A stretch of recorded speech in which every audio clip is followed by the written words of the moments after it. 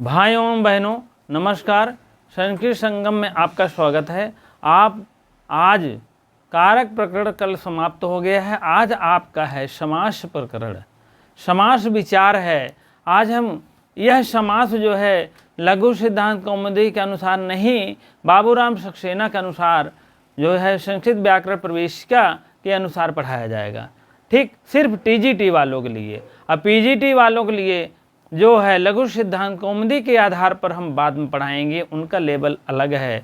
ठीक है, उनका जो है 9 बजे वाले लाइव में करेंगे और आपका जो है 12 बजे वाले लाइव में करेंगे। ठीक है, इसी प्रकार से आप लोग देखेंगे। सबसे पहले इसमें अलौकिक विग्रह तो पूछा ही नहीं जाता है, सिर्फ लौकिक विग्रह पूछा जाता है। यह कौन सी संधि है, यह कौन सी समास बना है, कौन सा जो है यह सूत्र है, कभी कभी पूछ लेते हैं। बहुत ज़्यादा डिफिकल्ट नहीं पूछते हैं। ठीक, इसी के माध्यम से हम सबसे पहले आपको बताना चाहेंगे कि पीजीटी के अनुसार कितने समास होते हैं और टीजीटी के अनुसार कितने समास होते हैं। आप पहले इसको जान लेंगे तो तुरंत हम सीधा सप्तम सोपान जो है समास विचार बाबूराम सक्सेना 106 नंबर पर है, उसको हम लिए चलेंगे। थोड़ा सा आपको हम बताएंगे क्योंकि आपके काम की बातें हैं, उसके बाद तब हम इसी के द्वारा हम आगे बढ़ाएंगे। जान लीजिए, संधि 2 वर्णों से मिलकर के संधि का निर्माण होता है लेकिन समास 2 पदों का निर्माण से समास होता है।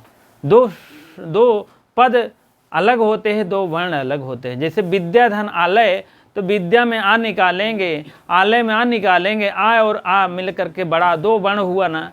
दोनों वर्णों के मेल से हम क्या कहते हैं, संधि बनती है। विद्याधनालय आ मिलाकर बड़ा हो गया, विद्या आलय विद्यालय हो गया। ठीक, समास में इसी प्रकार से समास है। समास में 2 पदों के मेल से समास होता है। जैसे कोई भी पद ले लीजिए, सभापति है, सभापति सभाया पति। ठीक, इसमें तो सभाया अलग एक पद हो गया है, पति एक अलग पद हो गया, क्योंकि एग्जाम्पल सारे आपके इसी से आएंगे, नया कोई नहीं आएगा ना। तो और लघु सिद्धांत कौमुदी से आएगा, सिर्फ ओनली फॉर वन आपका लघु सिद्धांत कौमुदी क्या कहते हैं, बाबूराम सक्सेना कृषि संस्कृत व्याकरण प्रवेशिका से ही आएगा। तो वही हम पढ़ाऊंगे, सिर्फ टीजीटी के लिए है। बहुत डिफिकल्ट में नहीं जाऊंगा, अगर जाना है तो आप पीजीटी में पढ़ेंगे तब। ठीक है, इसी प्रकार से हम संधि का समास का चल रहे हैं, आप निरूपण करेंगे, आप लोग देखेंगे। ठीक है, सप्तम सोपान देख लीजिए, उसके बाद जो है 106 समास विचार है। ठीक, सम आस धन घय। सम माने सम पूर्वक अर्थ धातु है और घय प्रत्यय है। ठीक है, सम जो है उपसर्ग होता है, अर्थ माने फेंकना होता है, और आई का से घय का आशेष बजता है। सम में आ जोड़ देंगे, सा में सा जोड़ देंगे तो हो जाएगा समास। आज वृद्धि हो जाती है, जैसे यहाँ जुड़ेगा आज वृद्धि हो जाएगी और इसके बाद इसमें सा जुड़ जाएगा तो हो जाएगा समास। ठीक है, अब हम थोड़ा सा आपको बताने ये चाह रहे हैं, जैसे कुछ हमारे भाई बहन यूजीसी भी इसमें देखते होंगे, पीजीटी भी देखते होंगे, इस टाइप हैं, तो थोड़ा सा यहाँ आप जान लीजिए। आप जो है यूजीसी के आधार पर, पीजीटी के आधार पर, हमारे यहाँ जो है लघु सिद्धांत कौमुदी के आधार पर समास 5 प्रकार के होते हैं। उसके क्रम जान लीजिए बस, और काम जान लीजिए, हम अपने टॉपिक पर तुरंत पुनः आएंगे। केवल समास एक यही बढ़ जाता है भैया, इसीलिए रंगीन अलग से कर दिए, और आपके बाकी समास यही है। केवल समास यह होता है, यह समास का पहला भेद है, और इस समास में हम कोई विशेष जो है नहीं दिया जाता है, विशेष कोई नहीं दिया जाता है, और सुबंध के साथ सुबंध का जो है समास होता है। सुबंध के इसमें जो है, इसमें आप देखेंगे सुबंध के साथ सुबंध के साथ जो है सुबंध का सुबंध के साथ समास होता है। ठीक है, समास होता है, और बाकी भेद आपके जो मिले हैं सब आपके जो है बाबूराम सक्सेना के अनुसार होगा। इसमें यही एक समास अलग से है, पीजीटी के अनुसार 5 प्रकार के समास होते हैं और टीजीटी के अनुसार 4 प्रकार के समास होते हैं। आदतों बताएंगे, अभी क्लू के माध्यम से बताएंगे। और लेकिन अगर यूपी टेट वोट देख रहे हैं तो उसमें 6 समास हो जाते हैं, जान लीजिए, पूरे होते हैं। जबकि है समास उतने ना कम है ना कहीं ज़्यादा है, लेकिन इसका भेदों पर भेद बढ़ जाता है। तत्पुरुष में थोड़ा सा 2 भेद बढ़ जाता है, वही दोनों भेदों को अलग कर देते हैं, 5-6 भेद अलग से हो जाता है। यूपी टेट और अन्य परीक्षाओं की, छोटी मोटी परीक्षाओं के लिए 6 समास हो जाते, सीधे बात करते हैं। लेकिन टीजीटी में आएंगे 4 समास है, पीजीटी में आएंगे 5 समास है। ठीक, अब हम सबसे पहले ले चलते हैं आपको, केवल समास हो गया है। समास का पहला भेद है, इस समास में कोई विशेष नहीं होता, सुबंध का भी समास होता है, सुबंध के साथ सुबंध का समास होता है, जान लीजिए।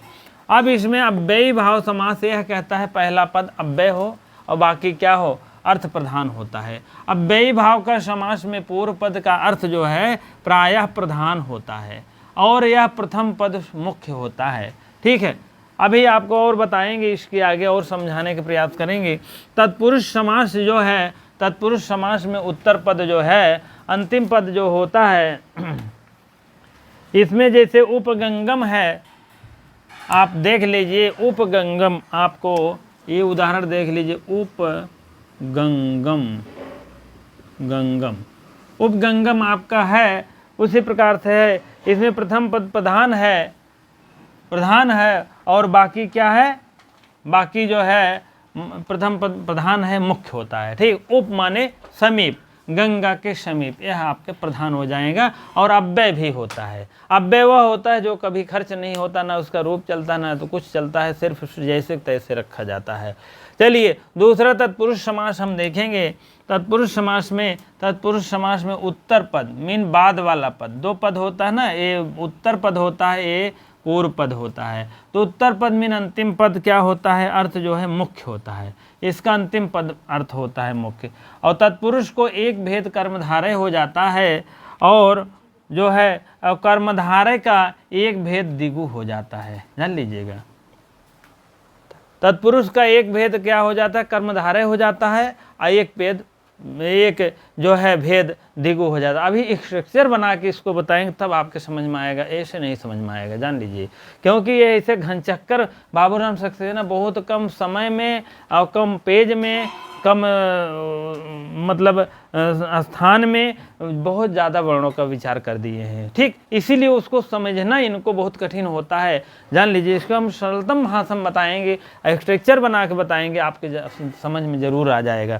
चलिए, द्वंद्व समास वह होता है, इसमें प्रायः दोनों पदों का मुख्य जो है मुख्य होता है। जैसे माता पिता क्या है, माता भी मुख्य है, पिता भी मुख्य है।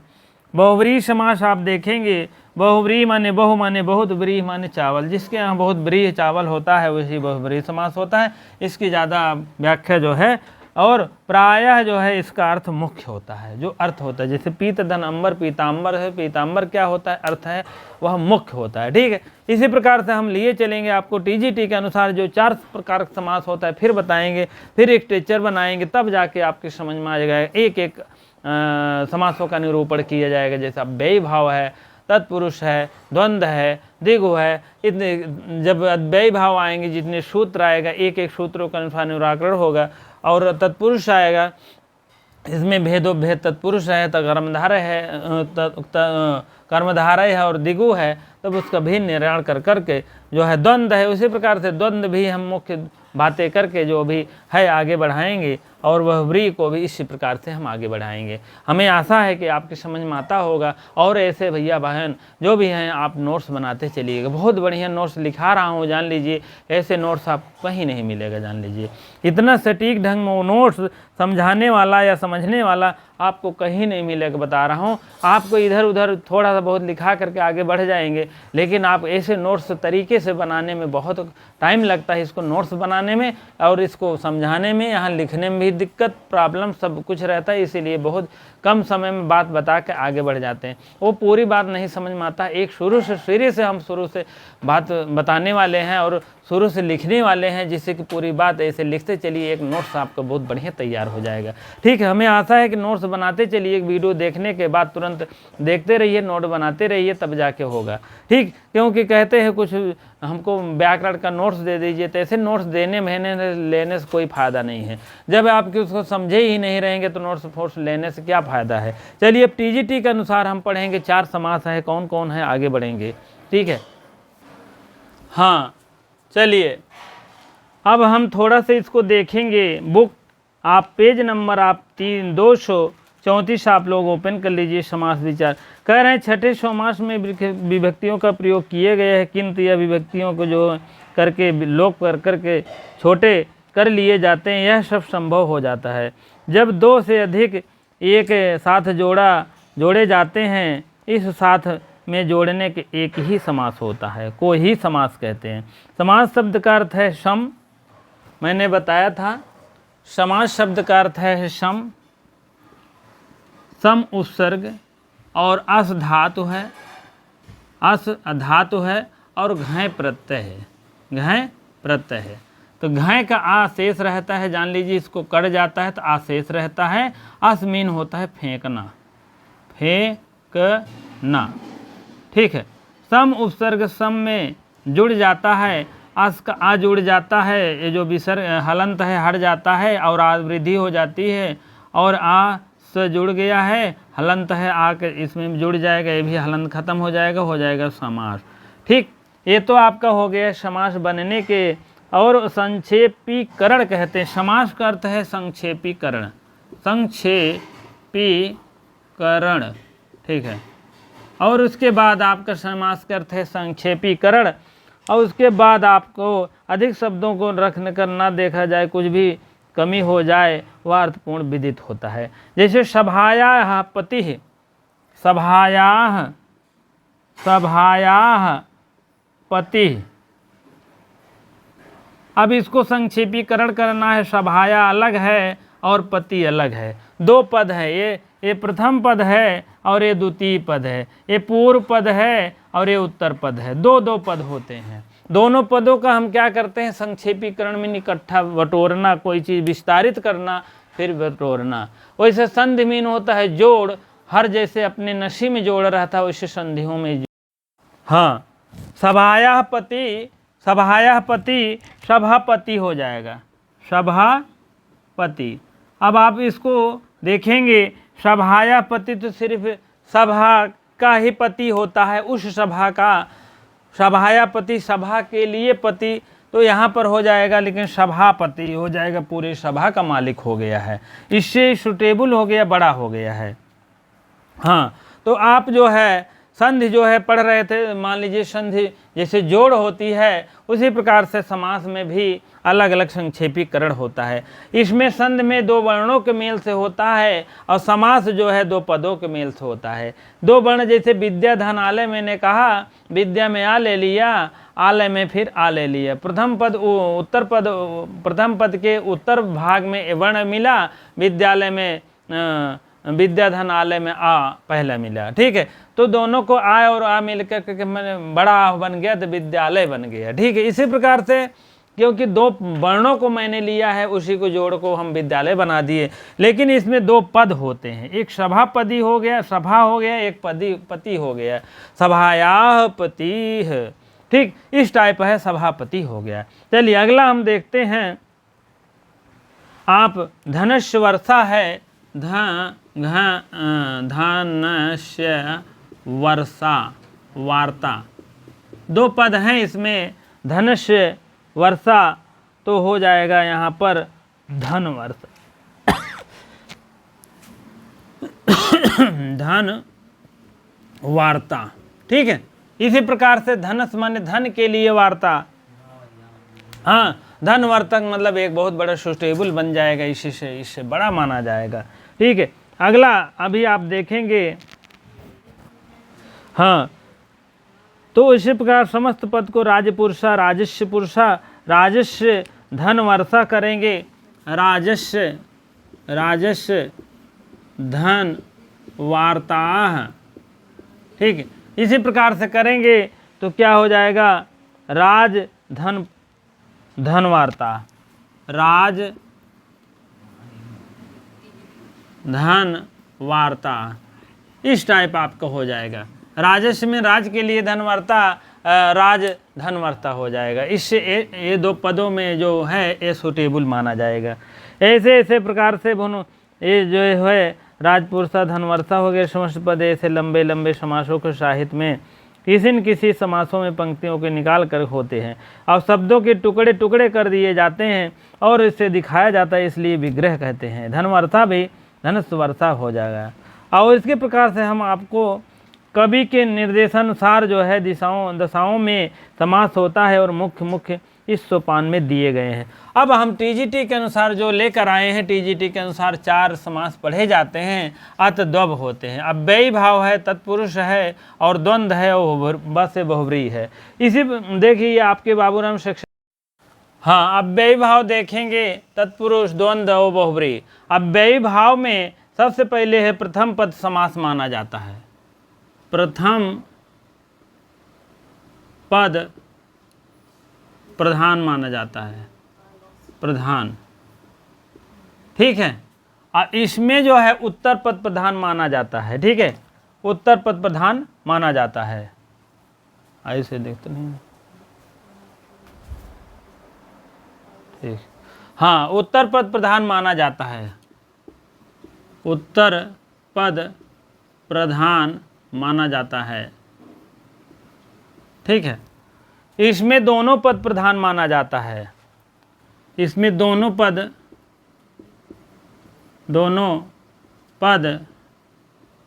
प्रधान माना जाता है। इसमें अन्य पद प्रधान माना जाता है, इसमें अन्य पद प्रधान माना जाता है, ठीक है। अब आप समझ में आ गया होगा अतद्वब का अर्थ क्या है। आज अतद्वब यहाँ आप लिख लेंगे आ त द्व ब। अतद्वब का अर्थ है, अतद्वब का है, आ से अव्ययी भाव ले लेंगे, ता से तत्पुरुष ले लेंगे, द्वा से द्वंद्व ले लेंगे, बा से बहुव्रीहि ले लेंगे। अव्ययी भाव कहता है प्रथम पद समास रहता है, प्रधान रहता है, और तत्पुरुष कहता नहीं, उत्तर वाला भाग प्रधान रहता है, ठीक। लेकिन द्वंद्व बहुव्रीहि कहता है दोनों पद प्रधान, अन्य पद प्रधान रहता है। लेकिन द्वंद्व कहता है नहीं, अन्य पद प्रधान, दोनों पद प्रधान रहता है, ठीक है। द्वंद्व दोनों पद प्रधान मानता है। फिर देख लीजिए अव्ययी भाव जो है प्रथम पद प्रधान मानता है और तत्पुरुष द्वितीय पद प्रधान मानता है, उत्तर पद प्रधान मानता है। और लेकिन जो है बहुव्रीहि अन्य पद प्रधान मानता है और द्वंद्व जो है दोनों मानता है, प्रथम और उत्तर पद दोनों प्रधान मानता है। चलिए एक एक उदाहरण देखते हैं हम, जब आगे बढ़ते हैं। उपगंगम, उपगंगम,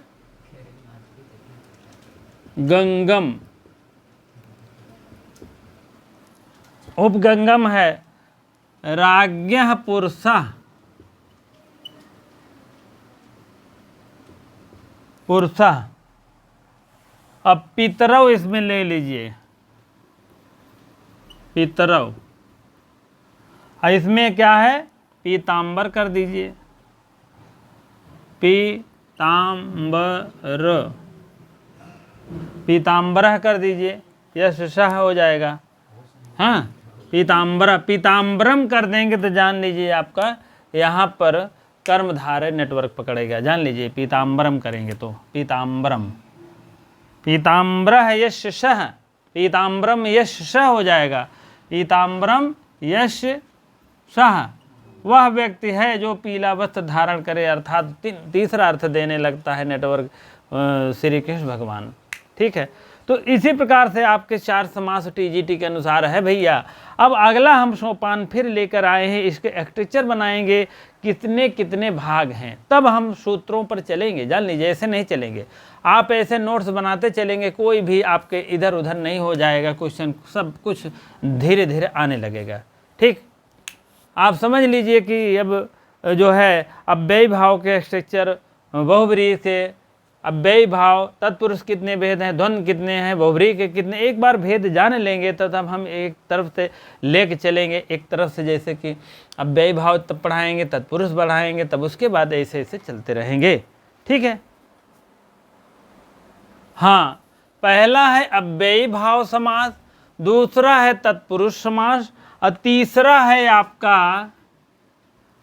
आपका है द्वंद्व समास, वही क्रम में है द्वंद्व समास, और चौथा आपका है बहुव्रीहि समास, बहुव्रीहि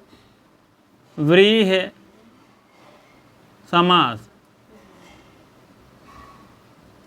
ठीक, अब आप ऐसे देखेंगे भेदो भेद और अच्छा समझ में आएगा, हमें आशा है।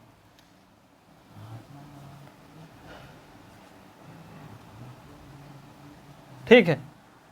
प्रथम पद जो है अव्यय होता है। इस समास में प्रथम पद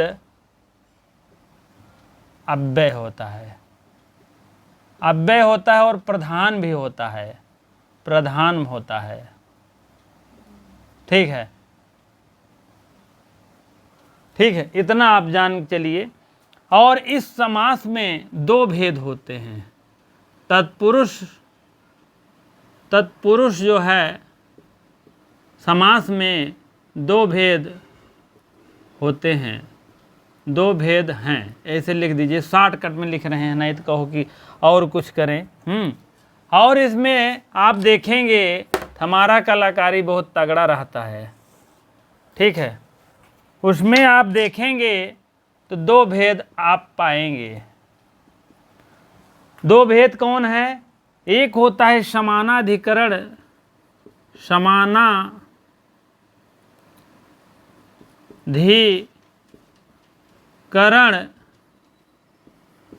और दूसरा होता है व्यधिकरण, व्यधिकरण। ठीक है। और समानाधिकरण में आप देखेंगे तो यहाँ से यहाँ आप ले लीजिए और भेदो भेद हो जाएगा। 5 भेद होते हैं। समानाधिकरण जो है, समान अधिकरण जो देता है उसमें जो है, अभी इसको हम समानाधिकरण की बहुत विस्तृत व्याख्या जब तत्पुरुष पढ़ाएंगे तब बताएंगे। समान अधिकरण कैसे है, दोनों को जैसे एक साथ बैठे हैं दो व्यक्ति, तो जान लीजिए समान अधिकरण दोनों को देना चाहिए। अव्यधिकरण कैसे है, ठीक है, इस टाइप है। समानाधिकरण में एक भेद और हो जाता है, थोड़ा सा देख लीजिए। एक इसका भेद आपका है, इसका आप देखेंगे भेद, और कर्मधारय, कर्मधारय, ठीक है, धारय। और अब आप देखेंगे इसमें एक भेद है और दो भेद है, 3 भेद है, 4 भेद है, 5 भेद। 5 भेद समानाधिकरण के भेद कर्मधारय, कर्मधारय के 5 भेद है। ठीक है। विशेषण पूर्व पद कर्मधारय लिख लीजिए, विशेषण पूर्व पद कर्मधारय, यही कर्मधारय के भेद है भैया। और उपमान पूर्व पद कर्मधारय दूसरा है, उपमान पूर्व पद कर्मधारय, ठीक है। और उपमान उत्तर पद कर्मधारय, उपमान उत्तर पद कर्मधारय। इतना बढ़िया स्ट्रक्चर बनाऊंगा, जान लीजिए और क्या बताएं। उपमान उत्तर पद कर्मधारय और उभय पद विशेषण, उभय पद विशेषण,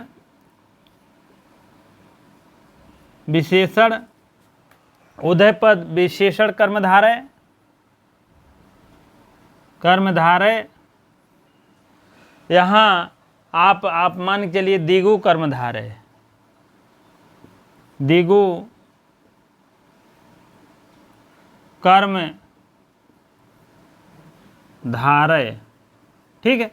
अब इसके 5 भेद हो गए हैं, आप लोग जानते होंगे 5 भेद हो गए हैं। पहला कर्मधारय का भेद है विशेषण पूर्व पद कर्मधारय, दूसरा पद है उपमान पूर्व पद। विशेषण का मतलब विशेषण होगा, विशेषण विशेष बताएंगे। काला घोड़ा है, क्या है? विशेषण काला है, और घोड़ा क्या है? विशेष है। तो विशेषण पूर्व पद कर्मधारय होगा, उत्तर पद नहीं होगा। इसमें क्या होगा? उपमान पूर्व पद है। उपमान उपमेय जान रहे हो, जैसे उसका मुख उपमेय है और उसका चंद्रमा क्या है? उपमान है। उपमान का पूर्व पद कर्मधारय होगा, ठीक है। उपमान उत्तर पद भी कर्मधारय होगा। उभय पद, उभय माने दोनों पद विशेषण जो होगा कर्मधारय हो जाएगा। ये विशेषता बता रहा, दोनों पद हो जाएगा। जैसे जो है कोई भी है, ठीक है। दिगु कर्मधारय, दिगु मतलब जान रहे हैं, हाँ, संख्यावाची होता है।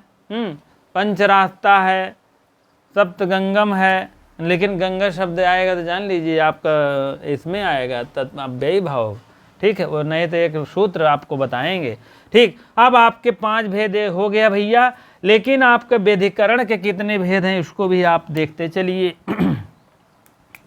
व्यधिकरण में आपके जो है, आप देख लीजिए, व्यधिकरण के ही आप लिख लीजिए, नोट कर लीजिए, राइट कर लीजिए।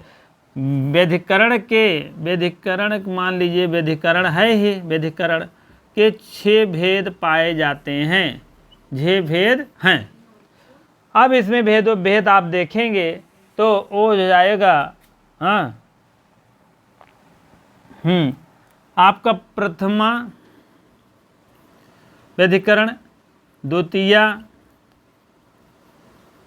तृतीया, चतुर्थी,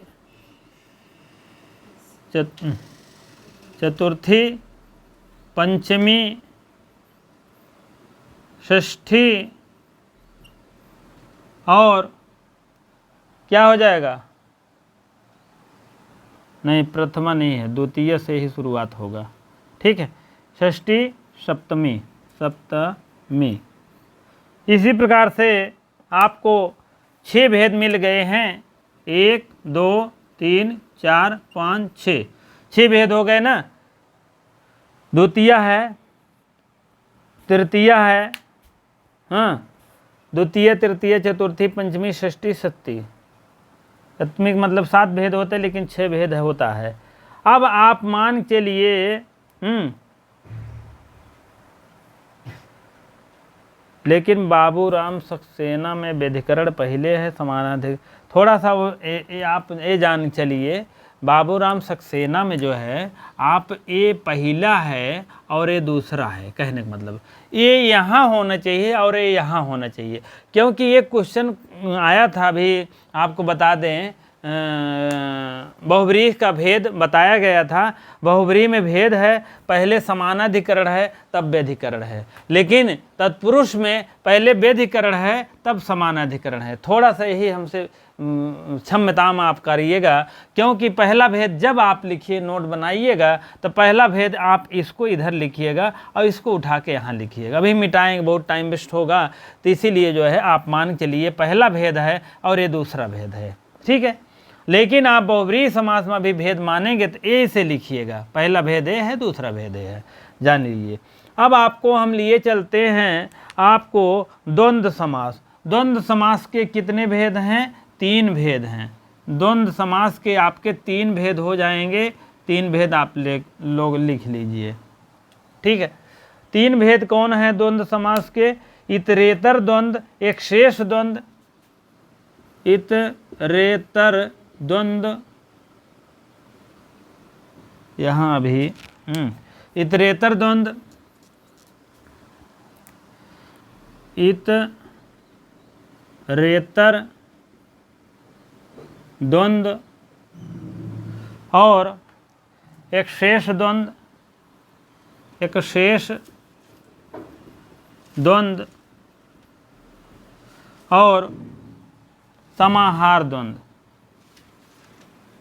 समाहार का समाहारम कर दीजिए, समाहार द्वंद्व। समाहारम मतलब होता है नपुंसक लिंग में रहता है समाहार। इसी से 3 भेद हो गए हैं, आप मान चलिएगा। इसमें आपके क्या है, दो भेद बैठ रहे हैं। इसमें भी समानाधिकरण, समानाधिकरण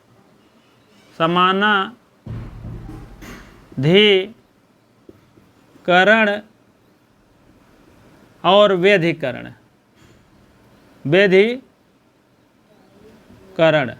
आप मान के चलिए ऐसे इसका भेद है, पहला ये भेद है, दूसरा ये भेद है।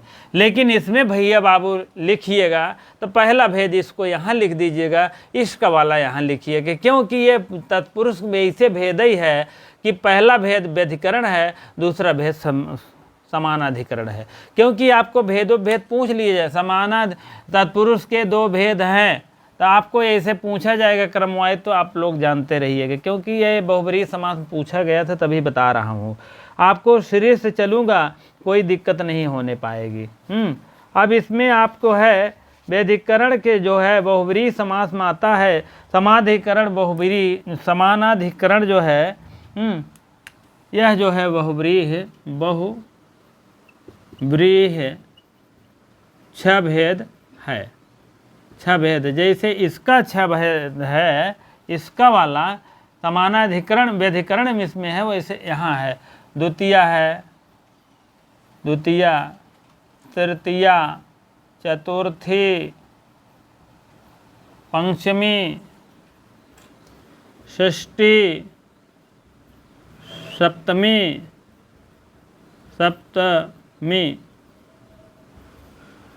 ठीक है। 1 2 3 4 5 6 भेद हो गया ना। अब व्यधिकरण के कह रहे हैं ये भी व्यधिकरण बहुब्रीहि है, कोई भेद नहीं है, बहुब्रीहि है, ठीक है। अब मान चलिए आपका पूरा स्ट्रक्चर तैयार हो गया। अब आप लिख सकते हैं, इसको राइट कर सकते हैं। लेकिन फिर हम पुनः कह रहा हूँ कि तत्पुरुष में जब भेद मारिएगा तो यह व्यधिकरण पहला भेद यहाँ लिखिएगा, ये दूसरा भेद वहाँ लिख दीजिएगा। मतलब पहला भेद यहाँ है, ये दूसरा भेद वहाँ है। लेकिन समानाधिकरण में पहला भेद ये है, दूसरा भेद इसका सही है। ध्यान के चलिए, अभी उल्टा कर सकते हैं हम, ऐसी बात नहीं है। अभी इसको यहाँ लिख देंगे, इसको यहाँ लिख देंगे तो कोई मतलब नहीं है। बहुत ज़्यादा इधर उधर करने से आप समझदार हैं खुद। ये लाइन पूरी यहाँ होनी चाहिए, इसका स्ट्रक्चर आप यहाँ बना लेना, बस बात ख़त्म, ठीक है। जब हम आगे बढ़ते हैं, आपको मैंने बता दिया था सबसे पहले किसका भेद क्या क्या करना है, ठीक है। अब स्ट्रक्चर बन गया है। अब व्ययी भाव के कितने भेद हैं? प्रथम पद हैं, प्रथम पद प्रधान होता है, और उसके बाद जो है तत्पुरुष के दो भेद होते हैं। समानाधिकरण दोनों का रहता है। हाँ, जितना जो है दोनों का समानाधिकरण रहते हैं, चाहे जो देख लीजिए, आप देखेंगे। हाँ, जैसे राज्ञः पुरुषः, जितना राजा का अधिकरण होता है उतना पुरुष का भी, जितना मतलब उसका जितना राजा का अधिकार है उतना पुरुष का भी अधिकार है। इसी के कहते हैं समानाधिकरण कहते हैं, ठीक है। अब उसके बाद और कह देंगे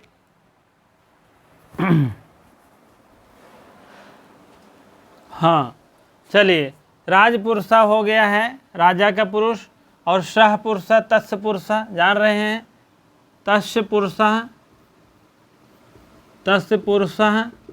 और सह पुरुषा। ये दोनों अर्थ जो है, ये दोनों अर्थ किसके हैं? तत्पुरुष के ही हैं। इसीलिए दो भेद कर दिए हैं, एक समानाधिकरण, एक व्यधिकरण। सह पुरुषा वह पुरुष, राजा का पुरुष, तस्य पुरुषा आप कहा जाएगा उसका पुरुष। इसमें विभक्तियों में आना पड़ेगा, इसीलिए दो भेद कर दिए हैं, कोई ऐसी बात नहीं है, ठीक है। अब भेदों पे भेद जाएंगे। अभी तो कर्मधारय है, उसी से मिलता जुलता है। हाँ, जैसे काला घोड़ा है, इस टाइप रहता तो उसका थोड़ा विशेष बातें आती है, तो कर्मधारय ही, इसीलिए इसका भेद है। और इसी में थोड़ा सा और आगे जाएंगे, संख्यावाची मिलने लगे, तो इसीलिए इसी के भेद अगला कर दिए संख्यावाची, ठीक है। और विशेषण ये सब 5 भेद तो है ही, और बाकी इसको 6 भेद विभक्तियों में कर दिए हैं पूरे, ठीक है। और आप द्वंद्व समास जान रहे हैं, इतरेतर द्वंद्व, माता चा पिता चा, ये रहेगा, ते पितरौ रहेगा, ये समाहारम रहेगा। समाहारम मतलब होता है नपुंसक लिंग की बातें होगी उसमें।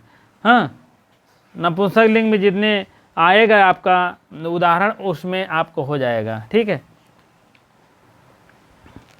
और आपका है समानाधिकरण में 6 भेद हो रहे हैं, द्वितीय तृतीय चतुर्थी पंचमी षष्ठी सप्तमी, और इसमें लेकिन व्यधिकरण बहुव्रीहि में आपका षष्ठी या तो सप्तमी 2 भेद आते हैं। चंदा शेखरे या शशः चंद्रशेखरे, तो इस टाइप आपके उदाहरण यहाँ मिलेंगे आपको। अब आप जान लीजिए टीजीटी के अनुसार पेपर जो है अब कई बार आया है, टीजीटी में भी देखे हैं, पीजीटी में भी आया है, तो ये भेदवई पूछ लेते, तत्पुरुष के भेद हैं कौन कौन हैं, समानाधिकरण है, व्यधिकरण है, पहला दे देंगे तो व्यधिकरण समानाधिकरण दे देंगे, दोनों दे देंगे, कोई नहीं देंगे तो आप भैया व्यधिकरण और समानाधिकरण मारिएगा, जान लीजिएगा। और इसी प्रकार से बहुब्रीहि समास में भेद पूछ लेते, बहुब्रीहि के भेद हैं, बहुब्रीहि भेद के क्रम हैं समानाधिकरण, व्यधिकरण नंबर 1, व्यधिकरण समानाधिकरण, हाँ व्यधिकरण दोनों और उपयुक्त दोनों, उपयुक्त कोई नहीं, इस टाइप पूछ लेते हैं। तो आप लोग समझ नहीं आता रे यार ये क्या है, पूछ लीजिए, अंदर की बात बता रहा हूँ, जान लीजिए। क्वेश्चन लेवल के अनुसार चलूँगा, बहुत ज़्यादा हम डिफ़िकल्ट में नहीं जाऊँगा, क्योंकि टीजीटी टी लेवल के अनुसार ही अलौकिक विग्रह तो पूछा ही नहीं जाता, थोड़ा सा कहीं बता दूंगा तो आपको अलग से दर्शाऊँगा कि हाँ ये अलौकिक विग्रह अलग से बताऊँगा, जान लीजिए। क्योंकि अब आप इस चैनल पर हैं तो कोई ऐसी बात नहीं आपको मिलेगी जो आपको कठिनाई युक्त झेलना पड़े, ठीक है। क्योंकि हमारे वीडियो देखने के लिए आप बने रहिए इसी प्रकार से और देखते रहिए, जिससे कि हम भी थोड़ा सा अग्रसित होते रहें। मेहनत करता हूँ, नहीं कुछ करिए आप मेरे लिए, लाइक शेयर करते रहिए, और जो भाई बहन नहीं सब्सक्राइब करते हैं तो अवश्य कर दिया करें, ठीक है। और जो किए हैं तो उनके लिए बहुत बहुत धन्यवाद पात्र हैं, ठीक है। तो हमारा कहने का मतलब स्थिति तैयार हो गया। अब हमारा सबसे पहले है अव्ययी भाव। अव्ययी भाव तो 22 उपसर्गों के लिए हम देखते हैं, उसके बाद एक तरफ से नोट्स नुमा बनाएंगे और आप भी सरलतम भाषा में जिसे जान लेंगे, ठीक है। नहीं तो आपको बहुत ज़्यादा कठिनाई युक्त झेलना पड़ता है, समझ में भी ये नहीं आता है क्या कह रहे हैं क्या नहीं कह रहे हैं, कौन से सूत्र कहाँ क्या कह रहे हैं, ठीक है। इसी प्रकार से हम जानेंगे कि अव्ययी भाव हम समास शुरू ही कर दिए हैं, और 108 नंबर है, 236 जो है पेज है। आप बाबूराम सक्सेना की बुक ले लेंगे तब हमारा यह वीडियो आप पढ़ेंगे, जिससे कि आपको जो है मन लगे। और यह सोपान जो है अव्ययी भाव का है, इसको हम कल प्रारंभ करेंगे, क्योंकि जो है इसको जब हम शुरू कर देंगे तो आपको बता दें अव्यय के कितने प्रकार होते हैं, इसको बताऊंगा। उपसर्ग है, क्रिया विशेषण है, समुच्चय है और मनोविकार है। इसको मैं एक स्ट्रक्चर बनाकर लिखाऊंगा, तब जाके ऐसा नहीं झोंक दूंगा कि पहले सूत्र लो भैया, पहला उदाहरण लो भैया, ऐसा नहीं है मेरा। हाँ, आप एक तरफ से लिखते चलिए, पढ़ते चलिए, थोड़ा सा आपको कठिनाई मेरे ब्लैक बोर्ड पे ज़रूर होता होगा, लेकिन मैं प्रयासरत हूँ कि अच्छे ढंग में दिखे आपको, ठीक है। क्वालिटी बढ़ाकर आप लोग भैया बाबू देख लिया करिए, जिससे कि इतने इंपॉर्टेंट चीज़ें बहुत कम लिखाने वाले हैं सब, जान लीजिए। एक तरफ से तो बिल्कुल नहीं, आपको ऐसे दौड़ा दौड़ा कर पढ़ा देंगे, आपके समझ में भी नहीं आएगा, जान लीजिए। हम जानते हैं आप कहाँ से समझेंगे, इसीलिए हम शुरू से अंत तक देखते हैं और शुरू से अंत तक ले चलते हैं, ठीक है। चलिए कल हम अव्ययी भाव का पहला सोपान शुरू करेंगे। इसमें उपसर्ग है, विशेषण, क्रिया विशेषण, समुच्चय और मनोविकार है। इसमें 22 उपसर्ग लिखवा देंगे और 22 उपसर्गों का काम बता देंगे, ठीक है। तब उसके बाद कार्य करेंगे, तब उसके बाद हम तब आगे बढ़ेंगे। अव्ययी भाव समास में पहला सूत्र लेके चले आएंगे, अव्ययी भावस्य है, ठीक है। चलिए, हाँ इसी प्रकार से आप लोग देख लीजिएगा। अव्ययी भाव समास कल समाप्त करेंगे, एक एक समास एक एक दिन में प्रयास करेंगे पूरे उदाहरण के साथ समाप्त करने का, ठीक है। क्योंकि जो है और भी बहुत से उदाहरण जितने इसमें हैं, बाबूराम सक्सेना से ही लेकर चलिए, जितने उदाहरण हैं उसी पे फोकस करिए, फालतू इधर उधर न पढ़िए। अगर आपको पीजीटी देखना है तो आप लघु सिद्धांत कौमुदी देखिए और बृहत कौमुदी देखिए, कोई भी देखिए, कोई कहीं से उदाहरण आपको मिलेगा उसमें, लेकिन इसमें आपको बाबूराम सक्सेना से हट के एक भी उदाहरण कहीं नहीं पूछा जाएगा। बहुत सरलतम भाषा में पूछ लिए जाते हैं प्रश्नों को और हम लोग गलत करके बैठ कर चले आते हैं, ठीक है। इसी प्रकार से कल हम पहला अव्ययी भाव समास शुरू करेंगे और आप लोग बने रहिएगा लाइव में, आप लोग देखते रहिएगा। इसी प्रकार से लाइक करते रहें, शेयर करते रहें, जो भाई बहन नहीं जुड़े हैं उससे जुड़ने की कृपा करें। और उसके बाद बहुत बहुत धन्यवाद, इतनी देर हमारे साथ बने रहने के लिए बहुत बहुत धन्यवाद।